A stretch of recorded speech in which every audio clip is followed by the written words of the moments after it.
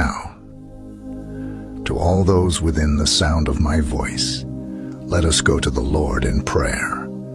I want you to pray this prayer with me so that you can have all the blessings of this prayer.